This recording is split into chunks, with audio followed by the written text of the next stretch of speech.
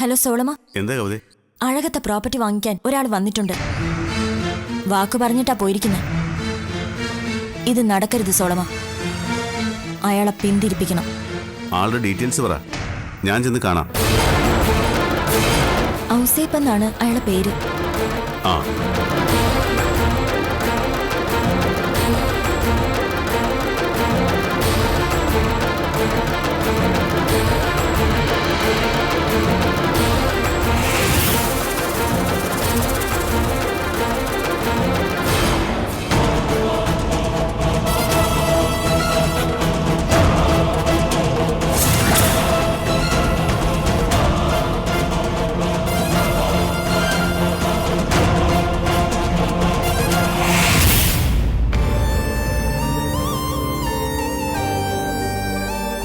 അഴകത്ത് ഇങ്ങനെ ഒരു തകർച്ച ആരും പ്രതീക്ഷിച്ചല്ലമ്മേ.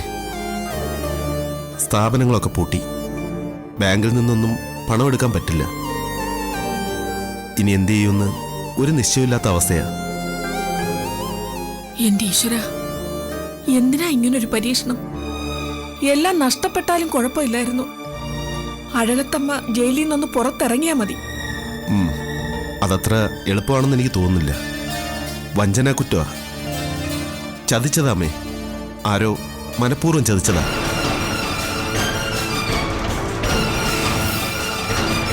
എന്തായാലും അത് പുറത്തുള്ളവരല്ല, അകത്ത്, വീട്ടിനകത്തുള്ളവര്. എങ്കിലത് കവിത തന്നെയായിരിക്കും. പണത്തിനു വേണ്ടി എന്തും ചെയ്യുമല്ലോ അവള്. അങ്ങനെ ഉറപ്പിക്കാനും പറ്റില്ലെന്നാ ആനന്ദ് സാർ പറയുന്നത്.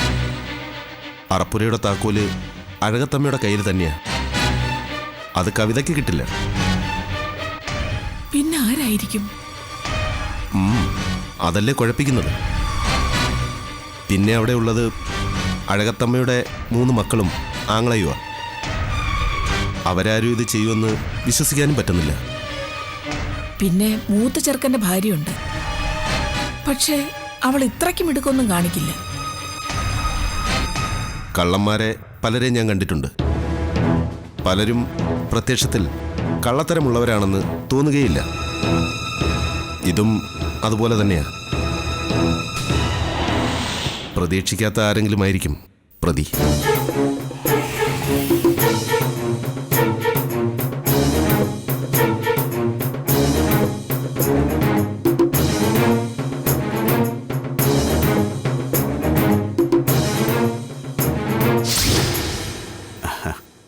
എനിക്ക് ഔസേപ്പച്ചായനെ പരിചയമില്ല. പക്ഷേ ഔസേപ്പച്ചായന്റെ ഫാമിലി എനിക്കറിയാം. അനിയൻ കറിയാച്ചനെ നന്നായി അറിയാം. അമേരിക്കയിലല്ലേ കറിയാച്ചൻ? അതെ, അവനവിടെ സ്വർണ്ണ കച്ചവടം. ആ, അതും എനിക്കറിയാം. ആകാശല്ലേ ഔസേപ്പച്ചായന്റെ ചാകര. പ്രോപ്പർട്ടി ഇപ്പൊ എത്രയാ വാങ്ങിച്ചു കൂട്ടിയത്? അത് പിന്നെ ഭൂമി കാണുമ്പോ എനിക്കങ്ങ് കൊതിയാവോടെ പോയി. പിന്നെ അത് വാങ്ങിക്കാതെ എനിക്ക് ഉറക്കം വരികയില്ല. കൊതിയും പിള്ളേര് ഒരുമാതിരി അലുവ കഷ്ണം കാണുമാതിരിയാ. വാങ്ങിച്ചൊക്കെ കൊള്ളാം. പക്ഷേ ഇനി വാങ്ങിക്കാൻ പോകുന്നതിൽ ചതി പറ്റരുത്. അതെന്താടാ പോയി? അത് പറയാനാ ഞാൻ വന്നത്. അഴകത്തെ ഭൂമിക്ക് വില പറഞ്ഞില്ലേ ഔസേപ്പച്ചായൻ? ഉവ്വ, കണ്ണായ ഭൂമിയല്ലേ. ഇപ്പൊ കോളിന് കിട്ടിയ കോളല്ല ചായ, അത് കൊടും ചതിയാ. വാങ്ങിച്ചോ, പക്ഷേ അതൊരു 2-3 മാസം കഴിഞ്ഞു മതി. ഇപ്പൊ വേണമെങ്കിൽ ചെറിയൊരു അഡ്വാൻസ് കൊടുത്തിട്ടേരെ. ആധാരം ചെയ്യുന്നത് ഒരു 2-3 മാസം കഴിഞ്ഞിട്ടായാലും മതി. അതെന്നാ കാര്യം? കുഴപ്പമാണോ? ആണ്. ഈ കണ്ണായ സ്ഥലം അഴകത്തുകാർ വിൽക്കുന്നത് എന്തുകൊണ്ടാണെന്നറിയോ? ഉടനെ കാശിന് ആവശ്യമാണെന്ന് പറഞ്ഞു. ആ, കടത്തിലാ ചായ. കാശ് കൊടുത്താ ചിലപ്പോൾ അതും സർക്കാരിലേക്ക് പോവും. മൊത്തത്തില് ഭൂമി മുഴുവൻ ചിലപ്പോൾ കോടതി അറ്റാച്ച് ചെയ്യും. ഇപ്പൊ തന്നെ അവരുടെ അമ്മ ജയിലില്ല. താമസിയാതെ മക്കളും അകത്ത് പോവും. ഉള്ളതാണോ? കർത്താവാണ്, എനിക്കിതൊന്നും അറിയാൻ പാടില്ലായിരുന്നു സോളമ. അച്ചായനൊന്ന് അന്വേഷിച്ച് നോക്ക്. ഞാൻ പറഞ്ഞത് കണക്കാക്കണ്ട, നന്നായി അന്വേഷിച്ചിട്ട് മതി. ഓ, ഇനി എന്നെ അന്വേഷിക്കാനാ? ഇതല്ലെങ്കിൽ എനിക്ക് വേറെ ഭൂമി. റിസ്ക് എടുക്കാനൊന്നും എനിക്ക് മേല. അപ്പൊ ഞാൻ ഒഴിയാ സോളമ.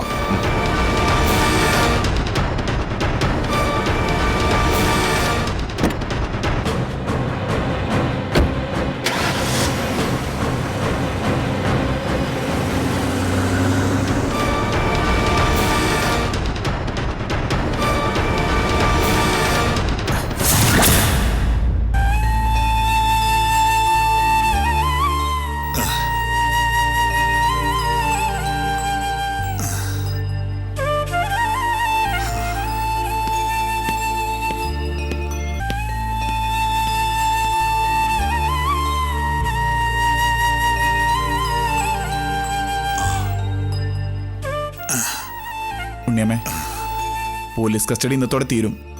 നാളെ കോടതി ഹാജരാക്കും. വല്യേട്ടൻ വന്ന് പറഞ്ഞതാ ശരി, അതനുസരിക്കണം. അപ്പോ അത് സുമംഗലയ്ക്ക് ദോഷാവില്ലേ? ഉണ്ണിയമ്മ കുറ്റേറ്റതുകൊണ്ട് എന്താ ഗുണം? അതുകൊണ്ടൊന്നും അമ്മ രക്ഷപ്പെടില്ല. കൂട്ടുപ്രതിയായിട്ട് ഉണ്ണിയമ്മ അകത്ത് കിടക്കുന്നതിനേക്കാൾ നല്ലത് പുറത്തു വരുന്നതല്ലേ?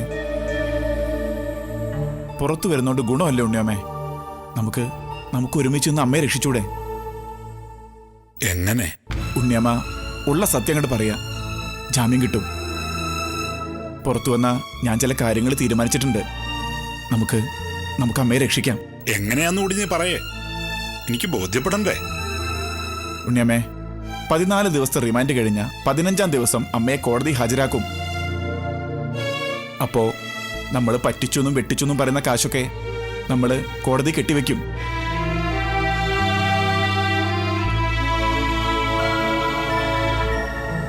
സൗരോർജ്ജമെന്നും സോളാറെന്നും പറഞ്ഞ് ശരിക്കും തട്ടിപ്പ് നടത്തി വരുവരെ ജാമ്യത്തിൽ ഇറങ്ങി ഓട്ടോഗ്രാഫ് എഴുതി നടക്കുന്ന നാടാ ഇത്. പിന്നില്ലേ എന്റെ അമ്മ. കാശ് എവിടെ നിന്നുണ്ടാക്കും? സ്ഥലം അങ്ങോട്ട് വിൽക്കും. എന്താ? അതിന് എല്ലാവരും സമ്മതിക്കണ്ടേ? സമ്മതിച്ചില്ലേ വേണ്ട. എന്റെയും ഉണ്ണിയമ്മയുടെ ഷെയർ ഉണ്ടല്ലോ, അത് വിറ്റാ മതി നമുക്ക്. മോനെ, മറ്റാര് പറയണേനേക്കാളും നീ പറയണത് ഞാൻ വിശ്വസിക്കാം. ഉണ്ണിയാമ്മ നീ പറയണ പോലെ ചെയ്യാം. പക്ഷെ എനിക്ക് ഉറപ്പ് തരണം, സുമംഗലെ ജാമ്യത്തിൽ ഇറക്കാന്ന്. വാക്ക്. അമ്മയെ നമ്മൾ രക്ഷിക്കും. അത് എന്റെ അമ്മ മാത്രമല്ല, അഴകത്തമ്മയാ. ആർക്കു മുന്നിലും, ഒരു നിയമത്തിനു മുന്നിലും തലകുനിക്കാൻ നമ്മൾ സമ്മതിക്കില്ല.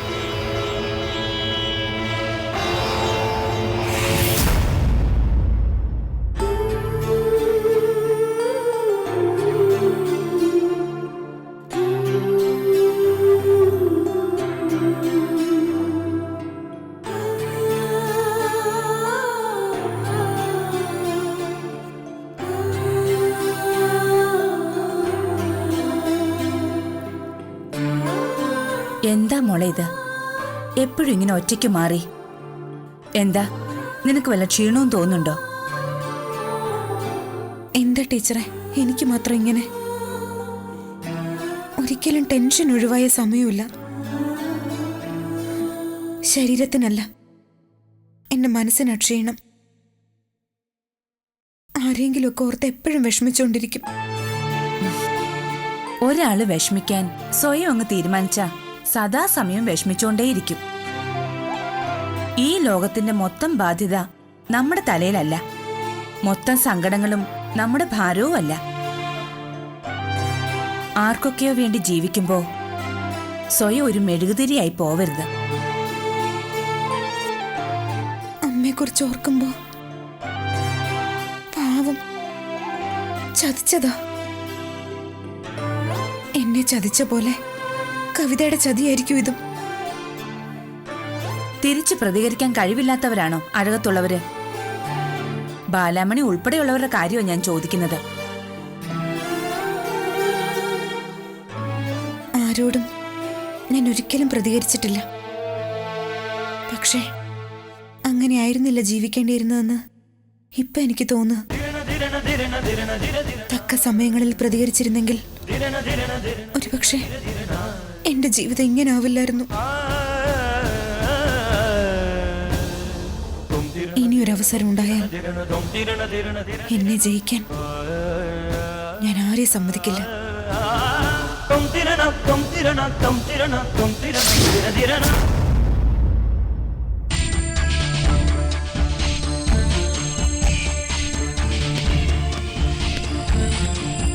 ഇന്ന് ആഹാരമൊന്നും വേണ്ടടി ആർക്കും.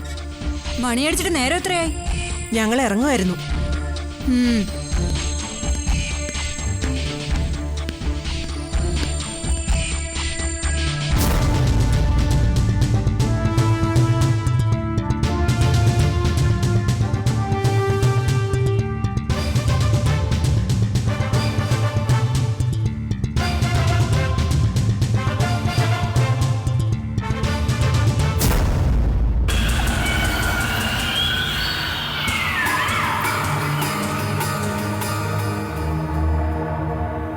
അഴകത്തമ്മേ,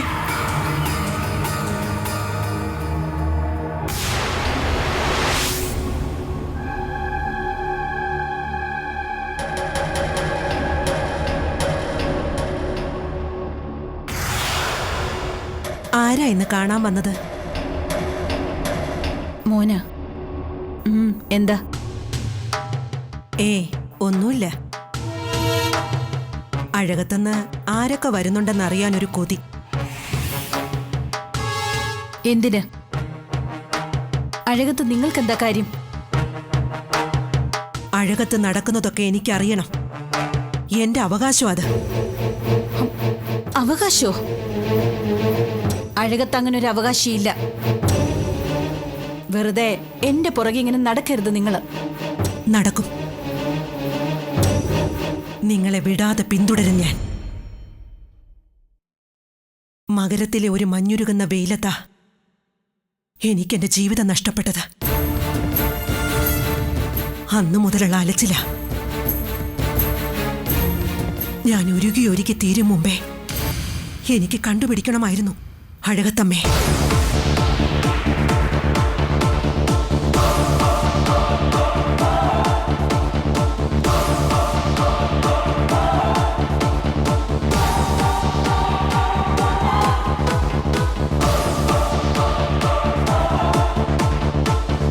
ദൈവമായിട്ടാ നിങ്ങളെ ഈ ജയിലിൽ എന്റെ കൺമുന്നിൽ കൊണ്ടുവന്നത്. ഇനി നിങ്ങളെ വിട്ട് ഞാൻ പോവില്ല.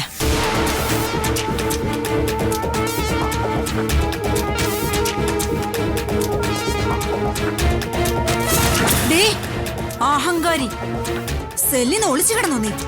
വാടി ഇവിടെ.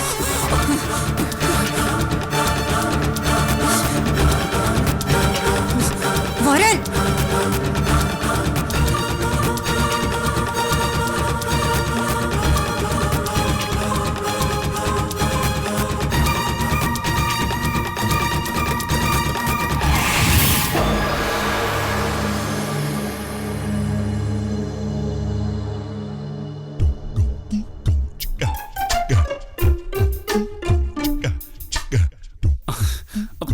എന്താടി? അരവിന്ദേട്ടാ, ഏതെങ്കിലും ഒരു വിരലി തൊട്. എന്തിനാ തൊട്? ചുമ്മാ കുട്ടിക്കളിക്കുള്ള നേരം അല്ലത്. ഇത് സീരിയസാ. തൊട്.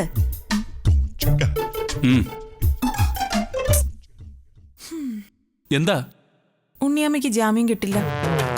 മറ്റേ വിരലായിരുന്നെങ്കിൽ കിട്ടിയനെ. നിനക്കേ ഉണ്ണിയാമ്മയുടെ എന്തെങ്കിലും ദേഷ്യം ഉണ്ടെങ്കിൽ അത് പറ. വെറുതെ മനുഷ്യനെ ടെൻഷൻ അടിപ്പിക്കാനായിട്ട്. എനിക്ക് ഉണ്ണിയമ്മയുടെ ഒരു ദേഷ്യമില്ല. പിന്നെ അമ്മയ്ക്ക് വേണ്ടി പ്രാർത്ഥിക്കുന്നത് പോലെ ഉണ്ണിയമ്മയ്ക്ക് വേണ്ടി ഞാൻ പ്രാർത്ഥിക്കാറൊന്നുമില്ല. അമ്മ ഇങ്ങോട്ട് പെട്ടെന്ന് വരണേന്ന് എപ്പോഴും ഞാൻ പ്രാർത്ഥിക്കും. വഴിപാടും നേർന്നിട്ടുണ്ട്. ഗുരുവായൂർ ചുറ്റമ്പലത്തില് 3 വട്ടം ശയന പ്രദക്ഷിണം. ഇടി സ്ത്രീകൾക്ക് ശയന പ്രദക്ഷിണം ഇല്ല. അതിന് ഞാനാണോ ഉരുളുന്നേ? പിന്നെ അരവിന്ദേട്ടനെ കൊണ്ട് ശയന പ്രദക്ഷിണം നടത്തിക്കാന്നാ ഞാൻ നേർന്നത്. ഞാനോ? ആ, അത് 3 തവണ. പറ്റില്ല എന്ന് പറയരുത്. വഴിപാട് മുടങ്ങാൻ പാടില്ല. എടി ചുറ്റമ്പലം എന്ന് പറഞ്ഞാലേ 1 കിലോമീറ്ററോളം വരും. അതിനെന്താ? അമ്മയ്ക്ക് വേണ്ടിയല്ലേ. ഞാൻ കൂടെ നടന്നോളാം. ഉരുണ്ട് മടുക്കുമ്പോ ഞാൻ മറിച്ചിട്ടോളാം.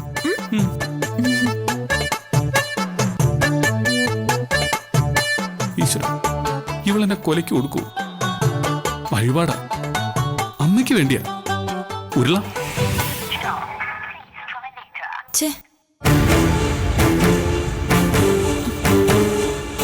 ഇതെന്താ സോളമ്മ വക്കീൽ ഇതുവരെ വിളിക്കാത്തെ? നമ്മൾ അങ്ങോട്ട് വിളിച്ചിട്ട് കിട്ടുന്നുമില്ല. സ്വിച്ച് ഓഫാ. കോടതിയിലാണെങ്കിൽ ഫോൺ സ്വിച്ച് ഓഫ് ചെയ്ത് വെക്കും. കോടതി പിരിയേണ്ട സമയമായിട്ടില്ലല്ലോ. നമുക്ക് വെയിറ്റ് ചെയ്യാം. ആ കിളവൻ കുഞ്ഞുണ്ണിക്ക് ജാമ്യം കിട്ടി കാണൂ. അതുകൊണ്ടാണോ വക്കീൽ നമ്മളെ വിളിക്കാത്തെ? എനിക്കതൊക്കെയാ പേടി. എന്തായാലും 5 മണി വരെ നോക്കാം. എന്നിട്ടും വക്കീലിനെ കിട്ടിയില്ലെങ്കിൽ ഞാൻ അന്വേഷിച്ചു പോവാം.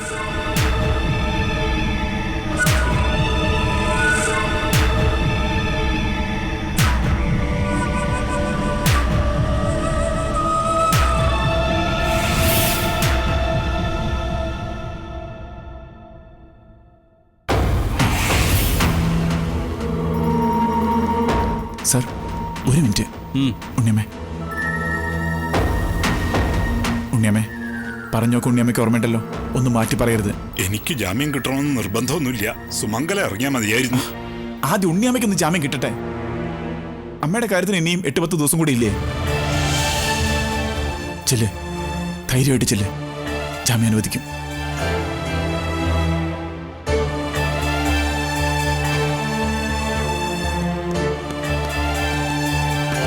ആ, താൻ മൊബൈലിൽ റെക്കോർഡ് ചെയ്ത് വല്ലതും വക്കീലിനെ ഏൽപ്പിച്ചിട്ടുണ്ടോ? ഉണ്ടെങ്കിൽ ഇയാളെ ഞാൻ ലോക്കപ്പിലിട്ട് മർദ്ദിച്ചു എന്ന് വല്ലതും മൊഴി കൊടുത്തോ? എനിക്കറിയില്ല, എന്തോ സംഭവിക്കാം. നമ്മൾ തമ്മിലൊരു ധാരണയിലെത്തിയതാ. ഉപദ്രവിക്കരുത്. ജാമ്യം കിട്ടാവുന്ന രീതിയിലാണ് ഞാൻ അന്വേഷണ റിപ്പോർട്ട് എഴുതിയിരിക്കുന്നത്. അതുപോലെ വിചാരണ കഴിയട്ടെ, എന്നിട്ട് പറയാം.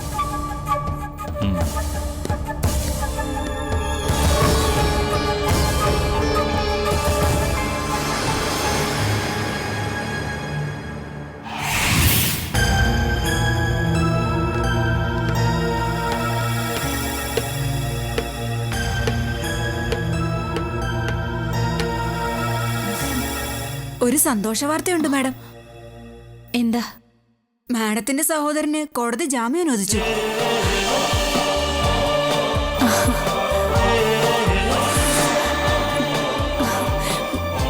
ഉള്ളതാണോ?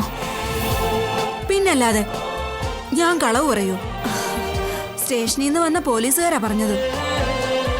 ഈശ്വര, രക്ഷിച്ചു. ഉണ്ണിയേട്ടന്റെ കാര്യം ഓർത്തായിരുന്നു എനിക്ക് പ്രയാസം. ഇനിയിപ്പോ മാഡത്തിനും ജാമ്യം കിട്ടാൻ പ്രയാസമൊന്നും ഉണ്ടാവില്ല. എന്റെ കാര്യം എങ്ങനെയെങ്കിലും ആവട്ടെ, വീട്ടുകാര് സന്തോഷായിട്ടിരുന്നാ മതി. അഴകത്തമ്മയില്ലാത്ത അഴകത്ത് വീട്ടില് സന്തോഷം ഉണ്ടാവോ? നിന്നോട് ആരെങ്കിലും അഭിപ്രായം ചോദിച്ചോ? പൊടി, കേറി പൊടി.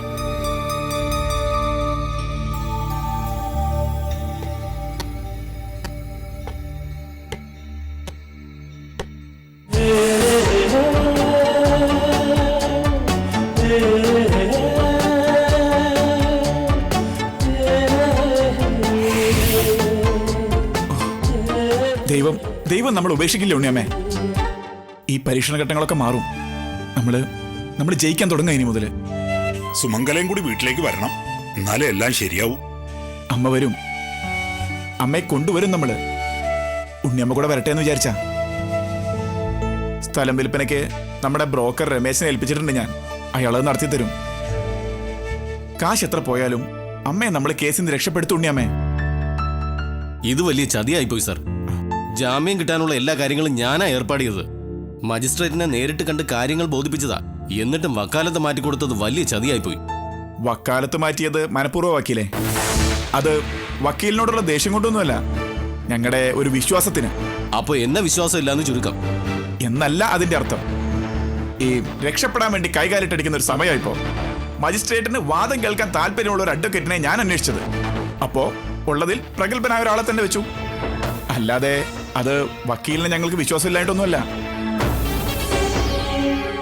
അതെ, നിങ്ങളിപ്പോഴും അഴകത്തെ ലീഗൽ അഡ്വൈസർ തന്നെയാ, അതിലൊരു മാറ്റവും ഇല്ല. നാളെ അതിനും മാറ്റം ഉണ്ടാവും, എനിക്കറിയാം. മാറ്റമില്ലാത്തതായിട്ടൊന്നു മാത്രമേ ഉള്ളൂ മാറ്റം. കമ്പനികൾ പൂട്ടിക്കിടക്കുന്ന ഈ സമയത്ത് നമ്മൾ വക്കാലത്തിനെ ചൊല്ലി ബഹളം വെക്കേണ്ട ആവശ്യമില്ല. കമ്പനികൾ ഞാൻ തുറപ്പിക്കും. തുറപ്പിക്കണം. വീണ്ടും അഴകത്ത് ഗ്രൂപ്പ് അത്ഭുതങ്ങൾ പ്രവർത്തിക്കണം. നമ്മുടെ എല്ലാ ആവശ്യവും അത്.